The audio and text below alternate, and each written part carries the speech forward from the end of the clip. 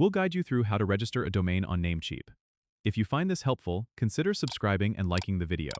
First, go to Namecheap's website on your desktop. You'll see a search bar right on the homepage. Type in the domain name you want to register and hit enter. Namecheap will show you if your desired domain is available and suggest alternatives if it's not.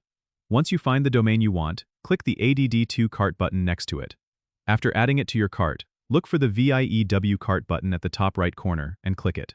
In your cart, you'll see options like domain privacy protection, which is often included for free, and other add-ons you might consider. Review your selections and then click on the Checkout button.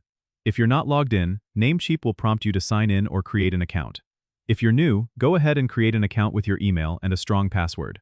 Once logged in, double-check your order details and proceed to the payment section. Namecheap accepts various payment methods, including credit cards and PayPal, so choose what works best for you. Enter your payment details and click the Pay Now button. After the payment is processed, you'll receive a confirmation email with your domain registration details and instructions on how to manage your domain through Namecheap's dashboard.